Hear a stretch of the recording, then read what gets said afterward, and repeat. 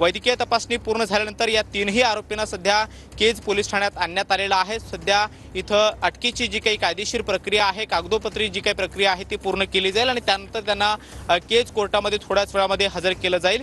केज कोर्टात न्यायाधीश श्रीमती पावसकर यांचं जे काही कोर्ट आहे त्यांच्या कोर्टामध्ये आरोपींना हजर करून SIT कडून रितसर त्यांचा रिमांड जो आहे तो मागितला जाईल। मात्र हा रिमांड मागत असताना किती दिवसांच्या पोलीस कोठडीची मागणी CID कडून CIDच्या विशेष तपास पथकाकडून केली जाते हे पाहणं महत्त्वाचं असणार आहे। SIT मध्ये CIDचे वरिष्ठ अधिकारी आहेत, बसवराज तेली यांच्या नेतृत्वामध्ये या सगळ्या प्रकरणाचा तपास होतोय। त्याचबरोबर DYSP अनिल गुजर या सगळ्या प्रकरणाचे तपास अधिकारी आहेत। मात्र दुसरी एक महत्त्वाची बाब लक्षात घ्यावी लागेल ती म्हणजे केज पोलीस ठाण्यातील काही कर्मचारी असतील किंवा बीडच्या गुन्हे शाखेमधील काही कर्मचारी असतील त्यांना सुद्धा या तपास पथकामध्ये समाविष्ट करण्यात आलेला आहे। एकंदरीत या परिसरामध्ये जी ही घटना घडली ती इथली स्थानिक पातळीवरचा असल्यामुळे इथल्या स्थानिक अधिकाऱ्यांचा त्यामध्ये समावेश होणं आवश्यक होतं आणि म्हणून CIDच्या वरिष्ठ अधिकाऱ्यांबरोबरच स्थानिक पातळीवरील जे काही अधिकारी आहेत ते देखील